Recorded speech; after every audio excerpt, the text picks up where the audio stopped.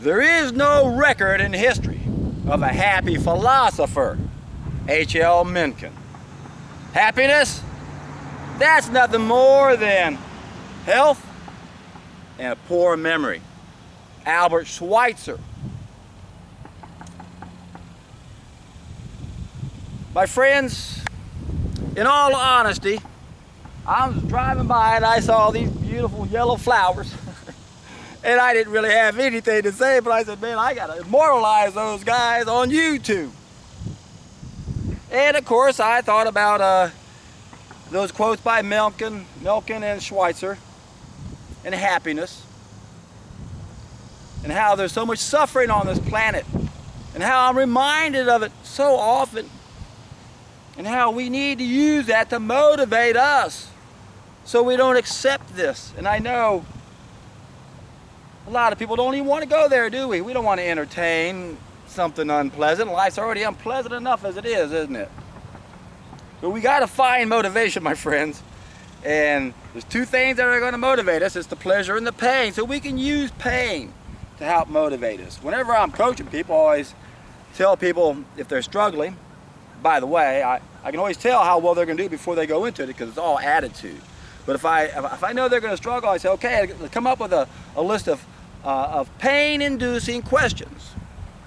Questions that you ask yourself whenever you start losing your motivation to keep you on track.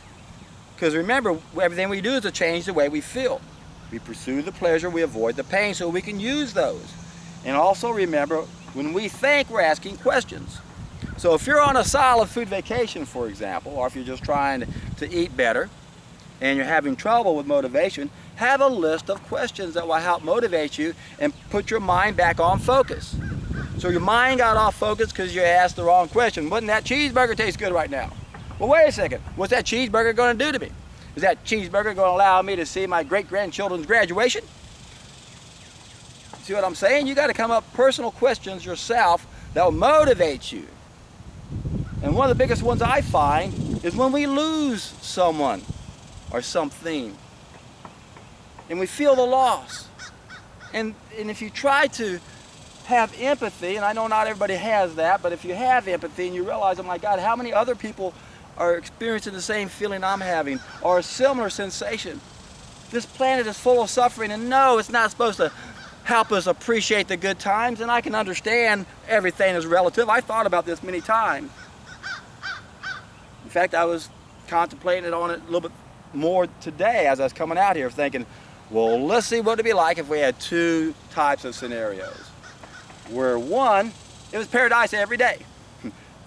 We never made that mistake. Everyone was connected. We all understood the gift mentality. Every day was a new day. And in fact, in an ideal world that we came from, it would be impossible to step into the same day twice, just like it'd be impossible to step in the same river twice or in the same body twice. Because we're always building new cells, and of course the river, that's all new molecules also.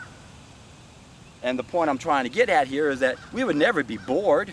You'd never be bored in paradise. And remember, that's just a place where we don't have problems that are within our control. Why? Because every day would be filled with joy, and you couldn't wait to go up until the next day, because it's always going to be as good or the best. It's going to keep going to have the best day ever. It's going to keep getting better and better and better. But that's not what we're experiencing, is it, my friends? And isn't it sad how the people who fear change the most are the ones who really need it? They're the ones who are suffering the most. And again, we got to use everything we can to help motivate us on the hero's journey. We have to realize where people are and how resistant they are to change. Not realizing that the few things that are bringing them pleasure is actually the reason why they suffer. So what is happiness? Albert Schweitzer knew. He was healed of life-threatening diabetes at age 75 by doing the Gerson protocol. That same protocol healed his wife of tuberculosis, and their daughter had an unnamed incurable ulcerating skin disease. And basically it's a raw vegan diet. Now Gerson knew how hard it was for people to do this, so he allowed some foods that were less than ideal to help people stay motivated with it. But if you're serious about getting healthy, my friends, you gotta stop making mistakes, man. The biggest one of all is that cooking of the food. You want to get healthy, you gotta stop eating dead food.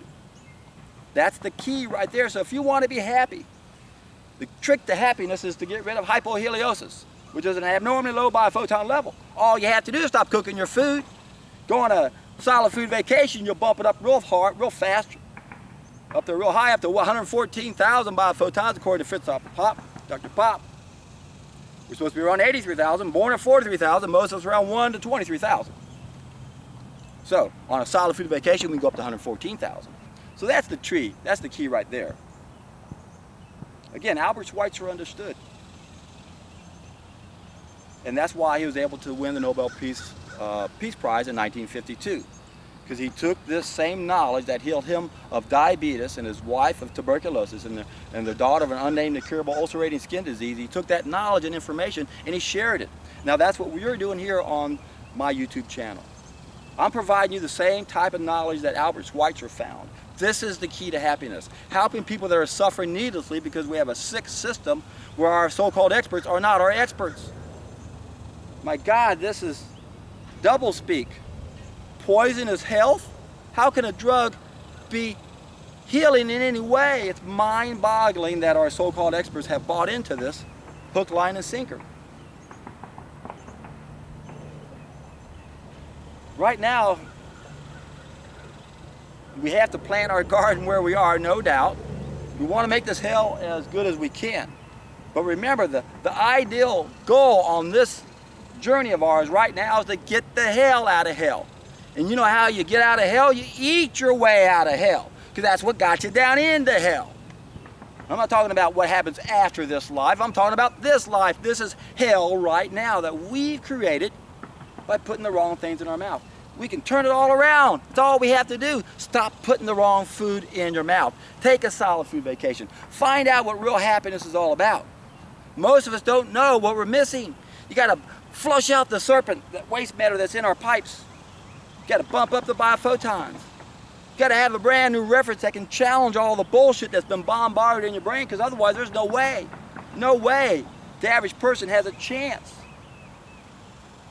of not believing in things we've been told all of our lives, and everyone else believes it.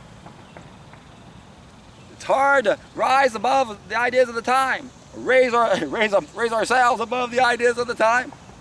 It's hard to not glide with the stream of the crowd, but we want to go where a few have gone so far and show them the way. We want this to be the path from here on out. There is a better way, and it simply begins by acknowledging our mistakes. If you look at Buddhism, Eightfold Path, first step, you must clearly see what is wrong, which I'm sure Dr. Phil read, and that's what he means when he says, we cannot change what we do not acknowledge. We're the enemy.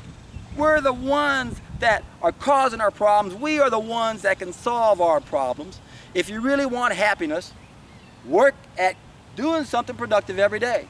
I get excited about every day I wake up.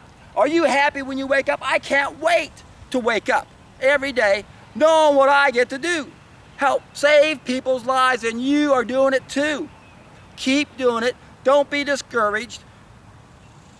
The numbers aren't near as good as they should be. I'm telling you right now, it's a lot easier now than it was when I first started. You guys have got it made compared to how I had to go about it. A lot more people know about this. And I'm telling you, we can change this place. But it takes a collective effort. Now, there's all sorts of ways that we can suffer, isn't there? We have illnesses and ill behaviors.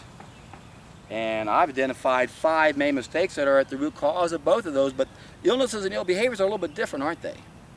As a rule of thumb, illnesses are only isolated to the person with the illness and their friends and family, to varying degrees, especially if there's a loss involved. That's very hard. That's a lot of suffering people to go through.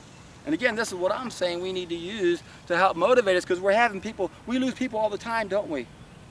And now we feel a personal loss because now they're not part of our lives. These are the things we need to motivate us, to help us be strong. And every day go out there and do something to help another person. If we all started doing this, if everyone that watched my video put out an effort, I know a lot of you guys really are. I know you are. And I know some of y'all could do a little bit better. But At least you're listening to it. At least you're doing it yourself. That's where we start, and at the minimum, that's what we need. Not everyone's going to go the next step. So don't feel bad if you're not one of those. But damn it, if you got to be a trim tab, man. If you really want to be happy in life, that's the secret in life. Become a trim tab, and I tell you, when you become a trim tab, you're in for a treat.